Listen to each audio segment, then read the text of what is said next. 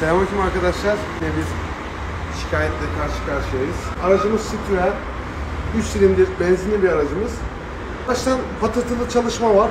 Buna dair demişler ki abi ne dediler abi sen anlatırsan daha iyi olur. Abi, müşterimiz ekrana çıkmak istemiyor. Abi bunun işte üst kapak sökülecek, işte pistonlar, işte siboplar kurum bağlamış, motorun içi kurum bağlamış. İşte yarım motor yapacağız, devir daim değişecek falan filan bu şekilde söylediler. Yani sibop yanık dediler. Aynen. O yüzden patırtılı çalışıyor dediler. Aynen. Komple motoru sökeceğiz, yarım motor yapacağız abi sana. Evet. Ali bir çalıştır aracı. Şimdi baktığımda sesin nereden geldiğine katalitik konvektörden geliyor. Sanırım egzoz patlak. Egzoz patlak şikayetiyle gittik. Aslında zaten sesi duyuluyor buradan. Yaklaş. Bak şu an egzoz patlak. Zaten 3 silindir araç hafiften vibrasyonlu çalışır bunlarda. Ama daha sökmedim. %90 egzoz patlak. Bu sese de sibop yanık olduğu için hava filtresinden geri basıyor demişler. O yüzden kapak açılacak demişler. Bir bakalım sökelim ne çıkacak.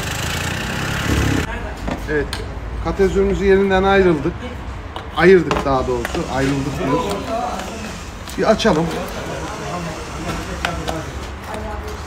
Bakalım patlağımız burada mı?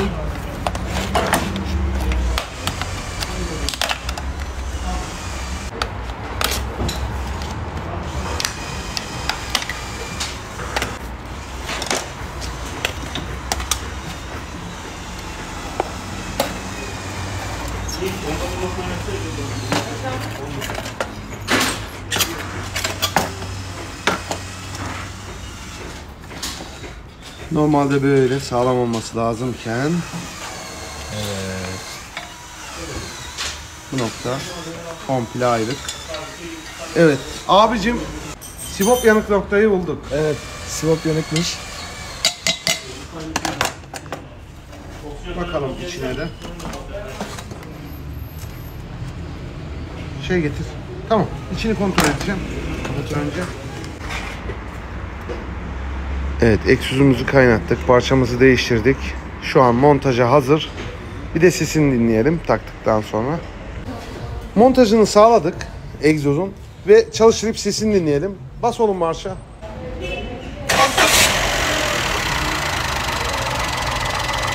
Evet, ilkinde duyduğumuz ses artık duyabiliyor musunuz bilmiyorum ama yok. Gaz ver.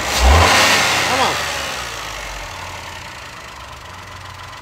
Aracımız hazırdır. Müşterimize hayırlı uğurlu olsun. Ses gitti mi abi? Aynen abi. Eyvallah abicim. Sağ olasın.